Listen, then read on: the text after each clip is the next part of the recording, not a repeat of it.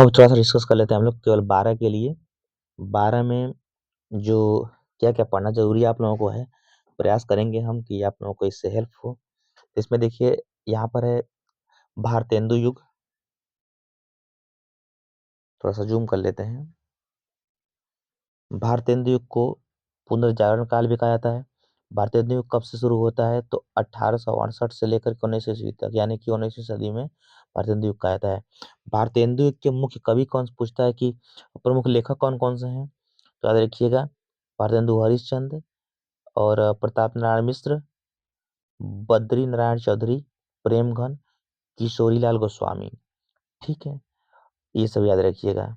और भारतेंदु की सबसे मुख्य जो कृतियां हैं, मुख्य रचनाएं हैं, भारत दुर्दशा है, नहुस है, इंदुमती है। ठीक है, तो पूछता है कभी कभी कि इनमें से कौन सी रचना भारतेंदु युग की है चाहे नहीं है, तो भारतेंदु युग की याद रखिएगा भारत दुर्दशा, नहुस, इंदुमती, कई बार पूछा गया है। अब आगे बढ़ते हैं। तो देखिए यहाँ पे द्विवेदी युग है। जो द्विवेदी युग की शुरुआत होती है 1900 से लेकर के 1922 ईस्वी तक द्विवेदी युग चलता है। इसमें मुख्य जो कवि के रूप में रहे हैं वो हैं महावीर प्रसाद द्विवेदी, गुलाब राय, जयशंकर प्रसाद, सरदार पूर्ण सिंह। इतने ही लोगों का नाम पूछता है। अब जाते हैं शुक्ल युग में। शुक्ल युग जो होता है ये 1919 ईस्वी से 1938 ईस्वी तक चलता है। इसके जो मुख्य कवि हैं इस युग के, शुक्ल युग के, आचार्य रामचंद्र शुक्ल हैं और जयशंकर प्रसाद हैं, प्रेमचंद हैं, गुलाब राय हैं, हजारी प्रसाद द्विवेदी जी हैं और साथ ही माखनलाल चतुर्वेदी भी हैं और महादेवी वर्मा हैं। तो ये जो इतने लोगों का हम नाम लिए हैं सभी शुक्ल युग के कवि हैं, लेखक हैं। ठीक है, अब यहाँ से शुक्लोत्तर युग या फिर छायोत्तर युग, इसमें खाली पूछता है कौन कौन से कवि हैं, चाहे निम्न में से कौन छाया शुक्लोत्तर युग का कवि नहीं है, चाहे है, इस तरह से पूछता है, तो याद रखिएगा।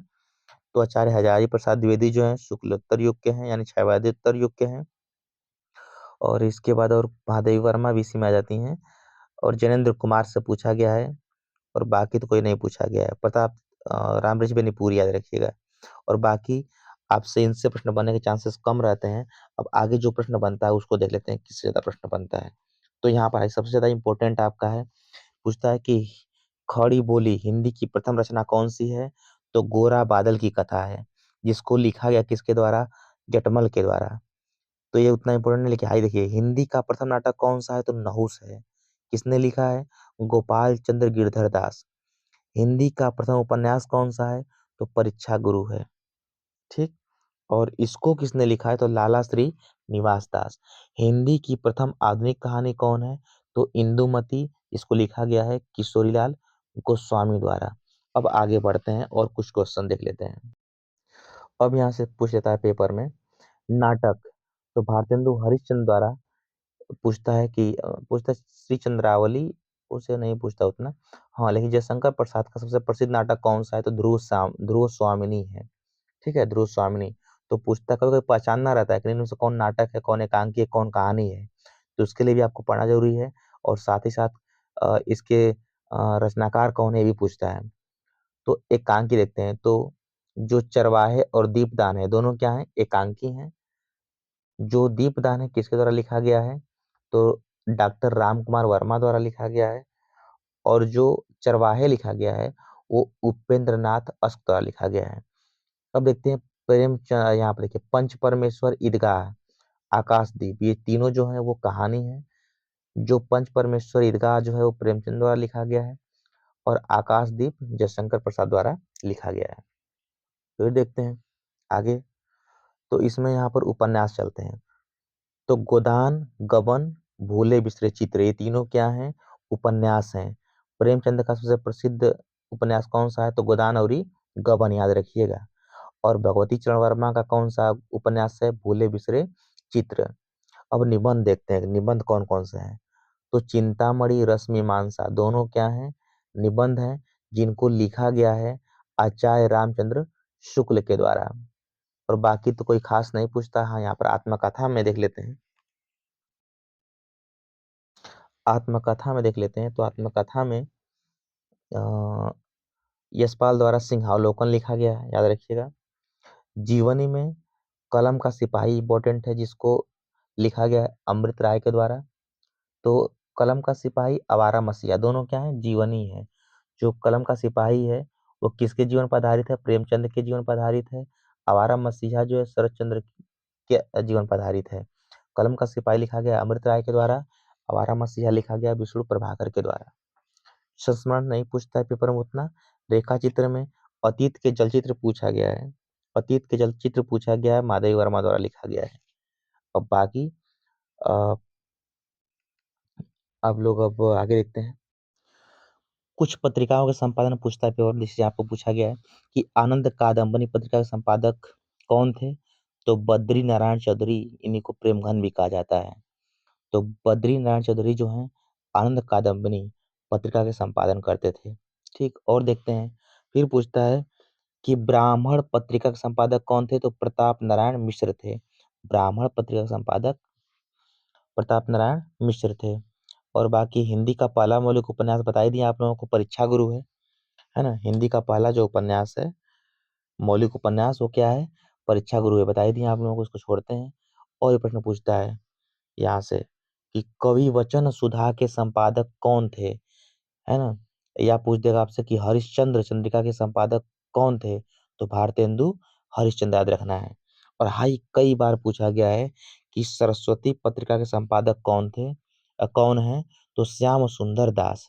सरस्वती पत्रिका के संपादक हैं श्याम सुंदर दास। और बाकी देखते हैं कि और क्या पूछा गया इंपोर्टेंट में। फिर देखिए यहाँ पर हंस नामक पत्रिका संपादक कौन है? तो मुंशी प्रेमचंद, याद रखिएगा। बाकी अपने से कुछ और भी एक्स्ट्रा पढ़ते रहिएगा। यहाँ से हाई कई बार पूछा है कि भारत की जो एकता है वो किसके द्वारा रचना की गई है? तो वासुदेव शरण अग्रवाल के द्वारा, है ना। तो भारत की एकता जो है वासुदेव शरण अग्रवाल के द्वारा रचित है। और भी देख लेते हैं। ये आवारा मसीहा, आपको बता ही दिए कि आवारा मसीहा विष्णु प्रभाकर द्वारा रचना है। ठीक है, लिखी गई। और हरिशंकर परसाई की रचना जो तब की बात और थी, ये किसकी रचना है? तो हरिशंकर परसाई द्वारा लिखी गई रचना है। और बाकी कोई खास प्रश्न नहीं बनता है। यहाँ से देखिए, ये प्रश्न भी पूछा गया एक आध बार का, कई बार का, कि मेरी असफलताएं किसके द्वारा लिखी गई हैं? तो बाबू गुलाब राय द्वारा लिखी गई हैं। और ये कौन सी विधा है? तो आत्मकथा है। जब विधा है पूछेगा तो आप बता रहेगा कि आत्मकथा है, कि जीवनी है, कि कहानी है, कि एकांकी है, सब बता रहेगा आप लोगों को। ठीक है ना। तो यहाँ इसमें से प्रश्न एक ठो जरूर बनता है। हिंदी काव्य के इतिहास में से, हिंदी काव्य साहित्य का विकास में से एक प्रश्न जरूर बनता है। तो आदिकाल जो है, आदिकाल पूछता है कि आदिकाल के प्रमुख कवि कौन कौन है, या कौन नहीं है, छांटना रहता है। तो चंद्रबरदाई, जगनिक, नरपति नाल, दलपति विजय, अमीर खुसरो, ये चार पांच जो ऐसे हैं, ये आदिकाल के प्रमुख कवि माने जाते हैं। और आदिकाल की प्रमुख रचना कौन सी है? तो पृथ्वीराज रासो पूछता है, परमाल रासो, विशलदेव रासो, खुमान रासो। जिसमें रासो रासो आएगा, सभी क्या है? आदिकाल की रचना रहेंगी। अब भक्ति काल को देखते हैं। तो भक्ति काल में दो चीजें आती हैं, दो बातें आती हैं, निर्गुण भक्ति धारा और सगुण भक्ति धारा। तो निर्गुण में भी आप क्या आते हैं? निर्गुण भक्ति धारा में ज्ञानाश्रयी शाखा होती है और प्रेमाश्रयी शाखा होती है। ज्ञानाश्रयी शाखा के कवि में आते हैं कबीरदास, दादू दयाल, सूरदास, सुंदरदास, छोड़िए इसको, इनका नहीं, बस दो याद रखिएगा, रैदास, नानक, कबीर, दादू दयाल। ये जो चारों हैं, ये निर्गुण भक्ति धारा की ज्ञानाश्रयी शाखा से आते हैं। इन और इसकी मुख्य जो कृति है निर्गुण भक्ति धारा के समय की, ज्ञानाश्रयी शाखा की, तो बीजक, याद रखिएगा। प्रेमाश्रयी शाखा में मलिक मोहम्मद जायसी जी हैं, इन्हीं का नाम ज्यादा आता है, और बाकी किसी का नाम नहीं आता है। और सबसे मुख्य रचना कौन सी है? तो पद्मावत, याद रखिएगा। ठीक है, पद्मावत। सगुण भक्ति धारा, मतलब यहाँ पर क्या रहेगा? सगुण भक्ति धारा काव्य की देखा जाए तो रामाश्रयी शाखा, कृष्णाश्रयी शाखा, माने कि यहाँ पर रामाश्रयी शाखा में राम का उल्लेख किया गया है, राम की भक्ति में लीन थे लोग। और कृष्णाश्रयी शाखा में केवल कृष्ण की भक्ति में परेशान थे लोग। जैसे रामाश्रयी शाखा में तुलसीदास, नाभादास आते हैं। और सबसे मूल रचना जो है रामायण है, और रामचरितमानस है। कृष्णाश्रयी शाखा में सूरदास आते हैं, नंददास आते हैं, मीराबाई आती हैं, परमानंद दास आते हैं, रसखान आते हैं। तो इसमें सूरदास, रसखान, मीराबाई, इन तीनों का नाम ज्यादा आता है। और सबसे महत्वपूर्ण रचना इनकी है, इन लोग इस बार कृष्णाश्रयी शाखा की, तो सुरसागर है। ठीक है, रीतिकाल जो है, रीतिकाल को देखा जाए तो रीतिकाल जो है, इसकी जो मुख्य रचना है, बिहारी सस्सई के नाम से कई बार पूछा गया और रामचंद्रिका के नाम से रसिक प्रिय। तो कवि प्रिया, रसिक प्रिया, रामचंद्रिका और बिहारी सस्सई, ये जो है रीतिकाल की रचना है। इनके मुख्य कवि कौन कौन थे? तो केशव का नाम आ जाता है, घनानंद का नाम आ जाता है और बिहारी का नाम आता है। आधुनिक काल को बांटा गया चार भागों में, तीन तीन भागों में, भारतेंदु युग, द्विवेदी युग, क्षयवादी युग। तो भारतेंदु युग से पूछा गया कई बार प्रश्न है कि भारतेंदु युग की प्रमुख रचनाएं कौन कौन सी हैं, तो याद रखिएगा। भारतेंदु हरिश्चंद्र मुख्य कवि इनके हैं, और प्रेमघन, जगमोहन सिंह, इन तीनों का नाम याद रखिएगा। इनकी मुख्य रचनाएं जो है, भारतेंदु युग की मुख्य रचना कौन सी है? तो प्रेम है, और उसके बाद प्रेम माधुरी है, दोनों ज्यादा पूछा गया प्रश्न है। द्विवेदी जो युग है, द्विवेदी युग के मुख्य कवि कौन से हैं? तो आचार्य महावीर प्रसाद द्विवेदी, अयोध्या सिंह उपाध्याय हरिऔध, मैथिली शरण गुप्त, ये तीन चार लोग ऐसे हैं जो महत्वपूर्ण कवि के रूप में गिने जाते हैं द्विवेदी युग के। इनकी मुख्य जो रचना है द्विवेदी युग की, वो प्रिय प्रवास है और उद्धव शतक है, साकेत, तीनों इंपॉर्टेंट है। ठीक है, तो द्विवेदी युग में हर युग की जो रचनाएं हैं और कवि हैं उनका रखिएगा, कभी कभी पहचानने के लिए आता है। जो छायावादी युग है, इनमें देखा जाए तो इनके छायावादी युग के मुख्य जो कवि हैं, ये जयशंकर प्रसाद जी हैं, सूर्यकांत त्रिपाठी निराला जी हैं, सुमित्रा नंदन पंत जी हैं, महादेवी वर्मा जी हैं। इनकी मुख्य जो रचनाएं हैं उनकी देखा जाए तो कामायनी, यामा, कामायनी और यामा, गीतिका भी है लेकिन कामायनी यामा ज्यादा पूछा गया है। और बाकी और कोई खास तो नहीं है, आगे बढ़ते हैं, देखते हैं और क्या क्या पूछा जाता है। ठीक है, ये प्रश्न कई बार पूछा गया है कि रीति काल को श्रृंगार काल नाम किसने दिया है? तो आचार्य विश्वनाथ प्रसाद मिश्र ने। और देखते हैं क्या क्या प्रश्न ठीक ठाक है इसमें का। तो जो जो ठीक ठाक है उसको हम लोग देखते हैं। अब यहाँ पर देखिए, पूछा गया कि सुमित्रानंद पंत को ज्ञानपीठ पुरस्कार उनकी किस रचना पर दिया गया था? तो चिदम्बरा, याद रखिएगा। ये पूछता कि चिदम्बरा किसकी रचना है? तो सुमित्रानंदन पंत जी की रचना है। ठीक है, तो सुमित्रानंदन पंत को चिदम्बरा के लिखने के ऊपर उनको ज्ञानपीठ पुरस्कार प्राप्त प्रदान किया गया था। और देखते हैं आगे। कामायनी महाकाव्य में सर्गों की संख्या कई बार पूछा गया कि कामायनी महाकाव्य में सर्गों की संख्या कितनी है? तो 15, याद रखिएगा। ठीक है, और फिर कला और बूढ़ा चांद पूछता है किसकी रचना है? तो सुमित्रानंदन पंत की है। और इनका इनको पुरस्कार मिला था, कौन सा पुरस्कार मिला था इस रचना पर? माने कि कला और बूढ़ा चांद पर सुमित्रानंद को कौन सा पुरस्कार प्रदान किया गया था? तो साहित्य अकादमी पुरस्कार प्रदान किया गया था। किस कवि को ज्ञानपीठ पुरस्कार नहीं मिला है? तो जयशंकर प्रसाद। इनकी बहुत सारी रचनाएं बढ़िया बढ़िया हैं, लेकिन इनको कभी भी ज्ञानपीठ पुरस्कार नहीं मिला है। लहर के रचनाकार कौन है? जयशंकर प्रसाद है, याद रखिएगा। लहर के रचनाकार जयशंकर प्रसाद हैं। बाकी तो और भी देख लेते हैं कि कौन सी कृतियां ठीक ठाक हैं। हाँ, ये पूछ देता है कि अज्ञेय ने तारसप्तक का प्रकाशन कब किया था? तो याद रखिएगा 1943 ईस्वी में। यह भी पूछता है कि तारसप्तक के संपादक कौन है या प्रकाशन किसने किया? तो अज्ञेय ने। ठीक, रामधारी सिंह दिनकर नेक्स्ट है। रामधारी सिंह दिनकर को ज्ञानपीठ पुरस्कार किस रचना पर मिला था? तो उर्वशी पर। या उर्वशी किसकी रचना है? तो रामधारी सिंह दिनकर की रचना है। तीसरा सप्तक जो है, इसका प्रकाशन का वर्ष पूछता है। दूसरा सप्तक, तीसरा सप्तक दोनों का देखिएगा। दूसरा सप्तक के कवि कौन है? तो भवानी प्रसाद मिश्र हैं, बहुत कम चांस है। तीसरा सप्तक जो है, इसका प्रकाशन किया गया था 1959 ईस्वी को। ठीक है, और दूसरा सप्तक का प्रकाशन कब किया गया था? 1951 को। तार सप्तक के संपादक अज्ञेय, याद रखिएगा। तार सप्तक के संपादक कौन है? तो अज्ञेय जी हैं। ठीक, अज्ञेय द्वारा ये भी पूछा गया प्रश्न है कि अज्ञेय द्वारा संपादित सप्तकों की संख्या कितनी है? तो 4 है, 4। फिर देखिए और प्रश्न देख लेते हैं। तो कितनी नावों में कितनी बार काव्यकृति किसकी है? तो सच्चिदानंद, हीरानंद, वात्स्यायन, अज्ञेय जी की है। खाली अज्ञेय भी नाम रह सकता है ना ऑप्शन में।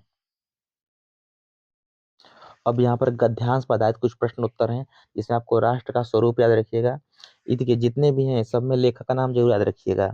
तो राष्ट्र का स्वरूप किसके द्वारा लिखा गया, तो वासुदेव शरण अग्रवाल द्वारा लिखा गया है, याद रखिएगा। और इन पर आप लोग थोड़ा बढ़िया से पढ़ लीजिएगा। और देखिए कौन सा प्रश्न इसमें से आता है गद्यांश वाले पर। तो इसमें रॉबर्ट नर्सिंग होम में, रॉबर्ट नर्सिंग होम में ये पूछा गया कि रॉबर्ट नर्सिंग होम पर में भी कुछ पंक्तियां दे करके आपको उसकी संदर्भ सहित व्याख्या पूछेगा या उनके बारे में रेखांकित अंशों की व्याख्या पूछेगा।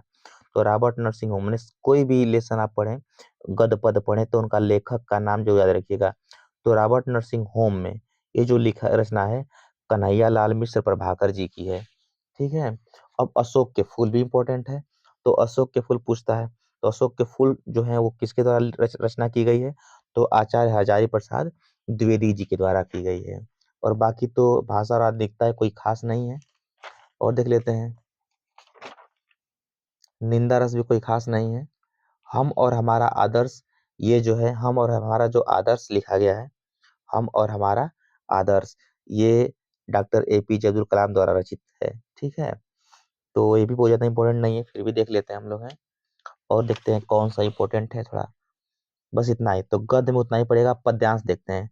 तो पद्यांश में देखिए अपने हिसाब से पढ़ लीजिएगा। वैसे अयोध्या सिंह उपाध्याय हरिओ जी का भी इम्पोर्टेंट ही रहता है हमेशा। मछली शरण गुप्त जी भी इम्पोर्टेंट ही हैं। और बाकी और देख लेते हैं इसमें से आगे, जयशंकर प्रसाद की भी पढ़ लीजिएगा। सुमित्रानंद पंत छोड़ते हैं इनको। माधवी वर्मा जी का भी ठीक ठाक आता है, लेकिन बहुत जरूरी नहीं है किया जाए। रामधारी से दिनकर बेचारे की उर्वशी बहुत बढ़िया है, और इनको हम छोड़ते हैं, आगे बढ़ते हैं। लेखक और कवि का जीवन परिचय इसमें से जरूर आता है। तो इसमें देखिए किसका क्या है आप लोगों को। तो लेखक में से इंपॉर्टेंट कौन कौन है, तो वासुदेव शरण अग्रवाल जी हैं, हजारी प्रसाद द्विवेदी जी हैं। इन दोनों का कई बार पूछा गया है। तो इन दोनों का लेखक में जीवन परिचय याद रखिएगा, वासुदेव शरण अग्रवाल जी का और आचार्य आचार्य हजारी प्रसाद द्विवेदी जी का। ठीक। अब चलते हैं कवि में, है ना। कवि में चलते हैं, कभी कभी पूछ दिया गया है इनका भी। कन्हैयालाल मिश्र प्रभाकर जी का भी पूछ दिया गया है, लेकिन उतना तैयार कर लेंगे तो हो सकता है उसमें से आ जाए कोई एक। अब चलते हैं हम लोग हैं कवि में। तो कवि में पूछता है कि कवि में देखिए कई लोग इंपॉर्टेंट हैं, सबका अलावा पूछा गया है। तो कवि में पूछेगा कि इसका उनके, तो जब भी जीवनी पढ़िएगा, है ना उनका, तो जीवनी के साथ साथ जीवन परिचय के साथ साथ उनकी कृतियां, माने क्या क्या उन्होंने लिखा है, कहानी उपन्यास क्या क्या लिखा है, सबका नाम याद रखिएगा, वो कृतियों में आता है। तो अयोध्या सिंह उपाध्याय हरिऔध का भी इम्पोर्टेंट है जीवन परिचय। मछली शरण गुप्त जी का भी इम्पोर्टेंट है। और जयशंकर प्रसाद जी का भी है। रामधारी सिंह दिनकर का भी है। लगभग सभी इंपॉर्टेंट ही हैं, इनमें से कोई एक आना अनिवार्य है, तो सबको तैयार करना पड़ेगा आप लोगों को, जिसमें सबसे इंपॉर्टेंट हमको लग रहा है इस बारी रामधारी सिंह दिनकर जी का और अयोध्या सिंह उपाध्याय हरिऔध जी का, लेकिन फिर भी पढ़ लीजिएगा और एक्स्ट्रा। अब बात करते हैं जो कथा पर आधारित प्रश्न उत्तर है, जैसे ध्रुव यात्रा है। ध्रुव यात्रा भी बहुत इंपॉर्टेंट है, पूछा गया कई बार है। पंचलाइट से प्रश्न आते थे, लेकिन छोड़िए इस पंचलाइट को, ध्रुव यात्रा याद रखिएगा। जो भी पढ़ेंगे आप कथा भारती वाला पोर्शन, तो इसमें आप शीर्षक याद रखिएगा, कथानक याद रखिएगा, और इसमें जो भी अ, इनके पात्र हैं उन पात्रों का जो कार्य है उसको भी याद रखिएगा, क्योंकि पात्रों का चरित्र चित्रण पूछ देता है। ठीक है। बहादुर है, बहादुर भी ठीक ठाक है, बहादुर से भी प्रश्न कई बार पूछा गया है ना। तो कोई भी पढ़िएगा आप लोग, बहादुर, पचलाई, ध्रुव यात्रा, लाठी, कुछ भी पढ़िएगा, उनमें जो भी करेक्टर हैं उन करेक्टर का पूरा बढ़िया से वर्णन करना रहेगा आप लोगों को। और साथ ही शीर्षक याद रखिएगा, शीर्षक एकदम याद रखना अनिवार्य है। और साथ ही साथ उनमें जो करेक्टरिस्टिक फॉलो किए हैं, जो भी है उनका चरित्र चित्रण, चारित्रिक चित्रण याद रखिएगा। तो लाठी, बहादुर और पंचलाइट, ये तीन, ध्रुव यात्रा, ये तीनों में से एगो एक जरूर आता है। अब यहाँ पर खंड काव्य पे आधारित प्रश्न देख लेते हैं। तो खंड काव्य में मुक्ति यज्ञ कई बार पूछा गया है, मुक्ति यज्ञ। तो मुक्ति यज्ञ में भी यही बात आती है कि कथानक का संक्षेप में वर्णन पूछ देता है ना, या फिर उनमें किसी का भी जो भी योगदान रहेगा उसको पूछ देगा आपसे। ठीक है, तो बढ़िया से पढ़ना है। सत्य की जीत से प्रश्न आता तो था, लेकिन अभी इसमें हमको लग रहा है कि सत्य की जीत से कोई जीत पर कोई ज्यादा बल नहीं दिया जाएगा। आगे देख लेते हैं, मुक्ति यज्ञ जो इंपॉर्टेंट है पढ़ लीजिएगा। मुक्ति यज्ञ के बाद और देख लेते हैं इसमें, रश्मि रथी पहले बहुत पूछता था, लेकिन रश्मि रथी ठीक ठाक है, रश्मि रथी, लेकिन कोई बहुत ज्यादा जरूरी नहीं है रश्मि रथी, फिर भी देख लीजिएगा थोड़ा थोड़ा। और इसके बाद रश्मि रथी के बाद हम आगे बढ़ते हैं, देखते हैं त्यागपथी। त्यागपथी भी ठीक ही है। इनमें जो अ, कथानक है, इसका कथानक भी बढ़िया से पढ़ लीजिएगा, और इनके जो सर्ग और सारांश, सारांश तो सबका याद रखिएगा, एकदम अनिवार्य रखिएगा। श्रवण कुमार खंड काव्य है इसमें, श्रवण कुमार काव्य ठीक ठाक ही रहता है। अब आगे बढ़ते हैं थोड़ा सा और आगे।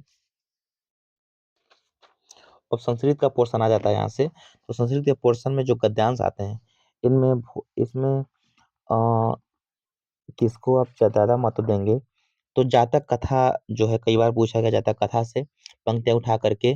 और ये जो पहला शुरू वाला पोर्शन है, संस्कृत भाषाया महत्वम, इन दोनों पंक्तियों से, इन दोनों पॉइंटों से ज्यादा प्रश्न बनने के चांस रहते हैं।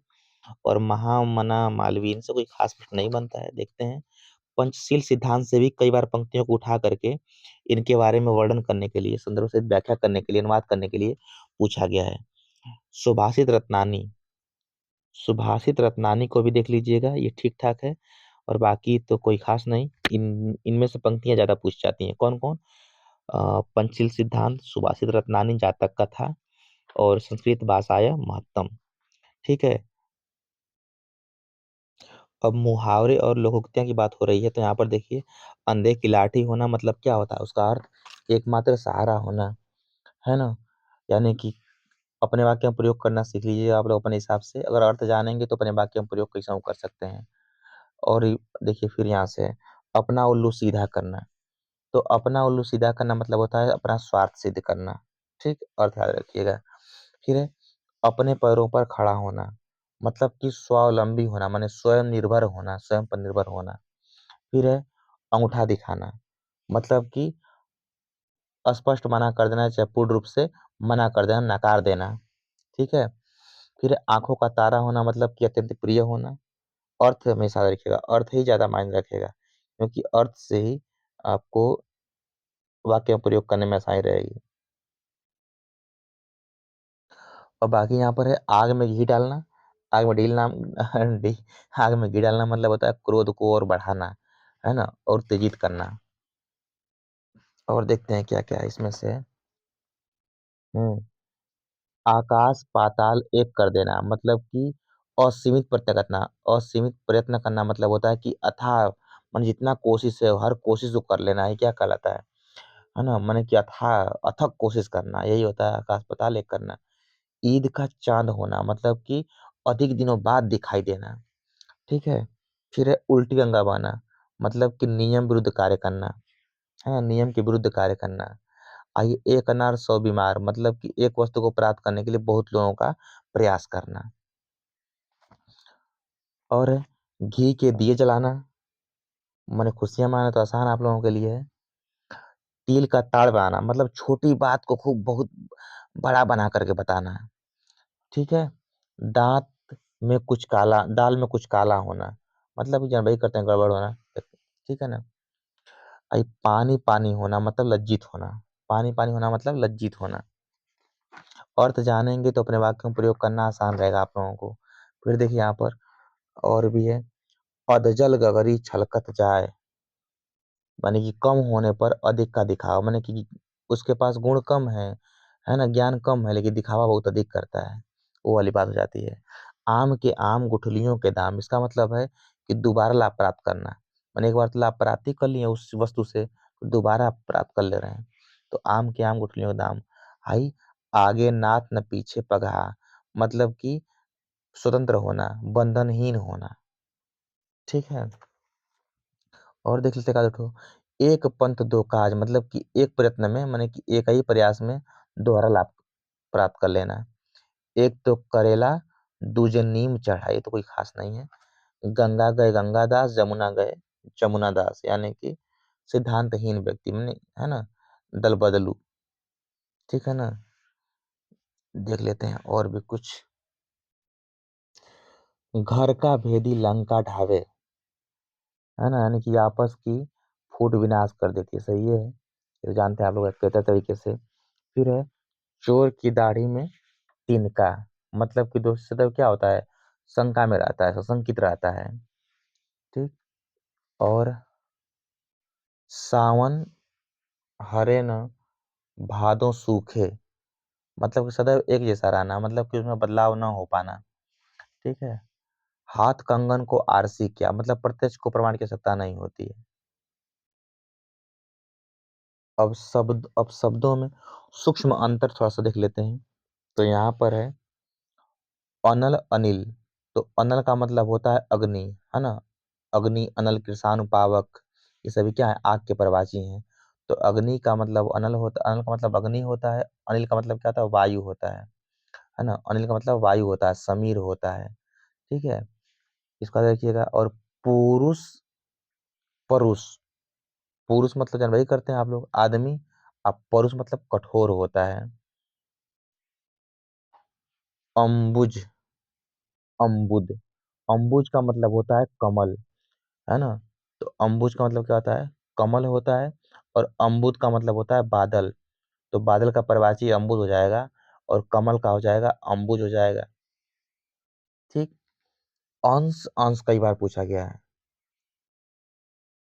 अंश, अंश, तो जो छोटा वाला अंश है, छोटा सा वाला अंश है, उसका मतलब कंधा होता है। और बड़का अंश मतलब टुकड़ा होता है, हिस्सा होता है। ठीक। जलज, जलद, जलज का मतलब क्या होता है, कमल। जलज, पंकज, दोनों का मतलब क्या होता है, कमल होता है। और जलद का मतलब क्या होता है, बादल। जलद मतलब बादल।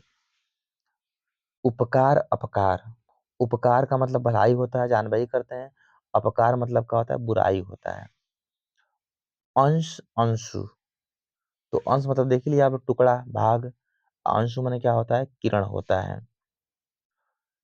स्वर्ण, सवर्ण, स्वर्ण का मतलब सोना, जानबूझ करते हैं। और सवर्ण मतलब होता है उच्च जाति, माने बढ़िया वर्ण में। ठीक है ना।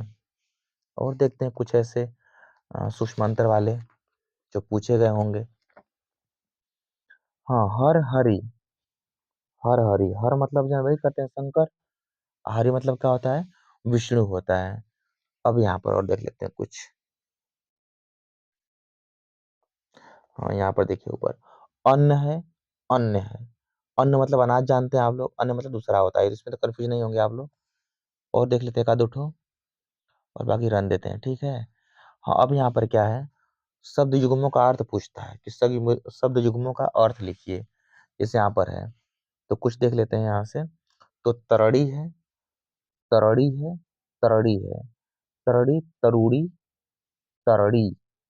तो जब तरड़ी छोटी मात्रा वाला रहेगा, उसका मतलब सूर्य होता है। तरुड़ी मतलब युवती, स्त्री होता है। और तरड़ी मतलब क्या होता है, नाव होता है।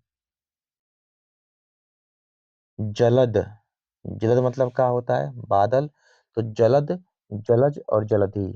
तो जलद मतलब बादल होता है, जलद मतलब कमल होता है, जलधि मतलब क्या होता है, समुद्र होता है। इसको भी पूछा गया कई बार है। प्रसाद, प्रासाद, तो प्रसाद मतलब कृपा होता है। और प्रासाद मतलब महल होता है, भोग होता है। कुल, कुल, कुल मतलब वंश होता है। अब कुल मतलब होता है किनारा।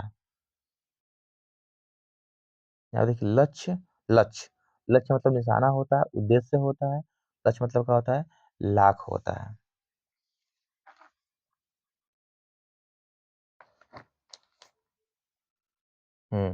अब यहाँ पर क्या है, अवलंब है, अविलंब है। अवलंब मतलब सहारा होता है, अविलंब मतलब शीघ्र होता है। यहाँ पर फिर देखिए नीचे, यहाँ भुवन, भवन है, अभुवन है। भवन मतलब घर होता है, मकान होता है।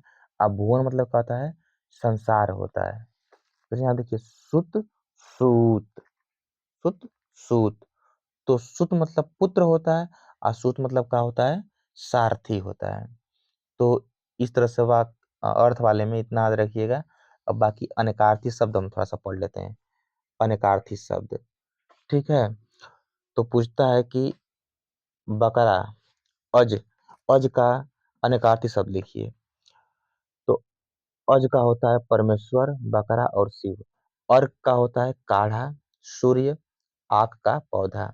अंबर का होता है आकाश और वस्त्र, कई बार पूछा गया है। अंश का होता है भाग, खंड, कंधा, कला, कोण, है ना। ये सभी जो है अनेकार्थी शब्द में याद रखिएगा। फिर यहाँ देखिए कर, ठीक है। कर का शब्द होता है ओला, हाथ, हाथी का सूंड। तो कर का 3 याद रखिएगा आप लोग, किरण याद रखिएगा, हाथ याद रखिएगा और हाथी का सूंड याद रखिएगा। कपि का बंदर होता है, हाथी भी होता है, सूर्य भी होता है। अर्थ, फिर यहाँ पर काल का देख लीजिए। काल का अर्थ होता है समय, मृत्यु, यमराज। ठीक। चपला जो होता है लक्ष्मी का पर्यायवाची लक्ष्मी होता है चपला का अर्थ, बिजली होता है, चंचल स्त्री भी होता है। दल का समूह, सेना, पत्ता, पथ, ये सभी जो होते हैं। और देखते हैं द्विज। देखिए यहाँ पर द्विज है। ठीक है, द्विज। द्विज का मतलब होता है ब्राह्मण, पक्षी, चंद्रमा, दांत। नाग, नाग का भी कई बार पूछा गया है। तो नाग का होता है सर्प, हाथी, नागेश्वरी, इतना बहुत है ना। और बाकी पतंग का, पतंग का होता है सूर्य, पक्षी, कीट, पतंग, पारा, नौका, विष्णु। पयोदर का होता है बादल, नारियल और कशेरु, बस 3 याद रखिएगा। वर का होता है दूल्हा, श्रेष्ठ, याद रखिएगा 2 बस। सबका बस 2 याद रखिएगा। सारंग का होता है कमल, हंस, घोड़ा, तालाब, भंवरा, इतना बहुत है। ठीक, और देख लेते हैं 2 हाथ। हाथ का होता है हस्त, सहयोग। हलदर का होता है बलराम और बैल, है ना। अब यहां से पूछ लेता है वाक्यांश के लिए एक शब्द। तो वाक्यांश के लिए एक शब्द में कुछ पढ़ लेते हैं। जिसका कभी भी अंत न हो उसे क्या कहेंगे, तो अनंत। जिसकी कल्पना न की जा सके, अकल्पनीय। जिसे कोई जीत ही न सके, अजेय। ठीक, और देख लेते हैं 4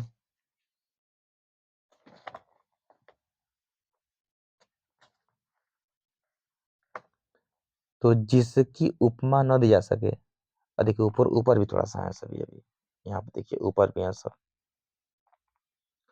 यहाँ पर है कि जिसका ज्ञान अत्यंत कम होता है, चाहे थोड़ा जानने वाला क्या बोलाता है, अल्पज्ञ। क्या होता है, अल्पज्ञ होता है। बहुत कम जानने वाला क्या बोलते हैं, अल्पज्ञ बोलते हैं।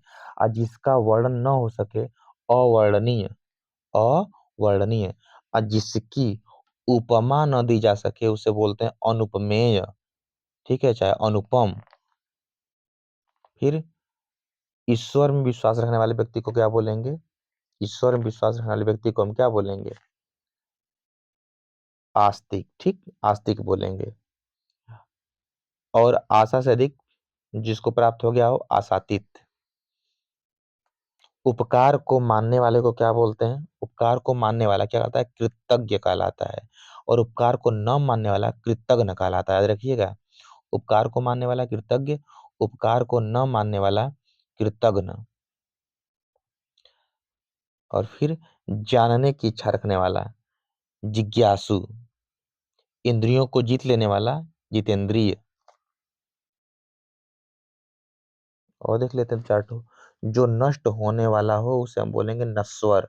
जिसके हृदय में ममता न हो, निर्मम। दूसरों पर आश्रित रहने वाला, पराश्रित।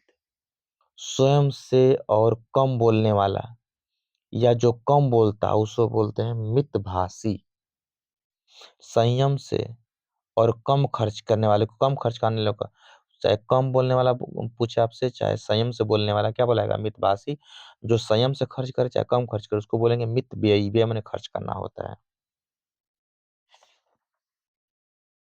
और इसके बाद कुछ और देख लेते हैं। वाक्यांश के लिए चयन करने के लिए पूछता है, चयन करना रहेगा। तो जिसके आगमन की तिथि निश्चित न हो उसे हम क्या बोलेंगे, तो अतिथि बोलते हैं। और जिसके समान कोई दूसरा न हो उसे हम बोलते हैं अद्वितीय बोलते हैं। जिसने इंद्रियों को जीत लिया, बताया मैंने। जिसके शत्रु का जन्म ही न हुआ हो, अजात शत्रु। किए गए परोपकार को न मानने वाला कृतज्ञ, बताया है मैंने। ठीक है, तो इतना आप लोग ध्यान से पढ़ लीजिएगा। और बाकी चीजों को, बाकी रस छंद अलंकार हो चुका है दूसरे पार्टों में। इतना ही काफी है, पढ़ के जाइएगा आप लोग इस तरह से। पत्र लेखन में भी आपको तैयार कर लीजिएगा। पत्र लेखन में देखिए विद्यालय में या तो फीस माफी के लिए ज़्यादा प्रश्न आ जाता है, या फिर बैंक से ऋण प्राप्ति के लिए आता है ना, पत्र लिखने के लिए। तो इसको अपने विद्यालय से संबंधित और किसी ऑफिस से संबंधित प्रश्न ज़्यादा आते हैं। निबंध लेखन में देखिए किस पर आपको ज़्यादा ध्यान देना है निबंध लेखन में। निबंध लेखन में आप लोगों को साहित्य पर ध्यान देना है थोड़ा सा, उसके साथ पर्यावरण पर कि पर्यावरण से क्या नुकसान, चाहे फायदा, चाहे दुर्दशा, चाहे जो भी है, माने पर्यावरण से संबंधित याद रखिएगा। विज्ञान से संबंधित याद रखिएगा निबंध बनाने के लिए। विज्ञान प्रस्तावना सब में लिखना रहेगा, शुरू में पहले याद रखिएगा, पहला पॉइंट प्रस्तावना होता है। तो विज्ञान पर, आतंकवाद पर, और साथ में विज्ञान, आतंकवाद, भ्रष्टाचार, जनसंख्या वृद्धि, और एक का हम बताएं आपको, क्या क्या बता दिए, विज्ञान बता दिए, हाँ, पर्यावरण, विज्ञान, आतंकवाद, भ्रष्टाचार, जनसंख्या वृद्धि।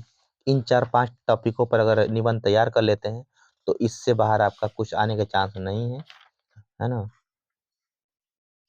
जनसंख्या विस्फोट भी कहते हैं उसको, जनसंख्या वृद्धि को। इस तरह से आप लोग, हाँ, और नारी सम्मान पर भी कभी क्या नाम स्त्री से संबंधित भी आ जाता है। तो इस तरह से 4-5 ऐसे टॉपिक हैं जिनको पढ़ लेंगे अगर आप, इन पर तैयार कर लेंगे निबंध, तो आपका हिंदी पार हो सकता है। बाकी आप लोग मेहनत करिए अच्छे तरीके से और अच्छा नंबर प्राप्त करिए।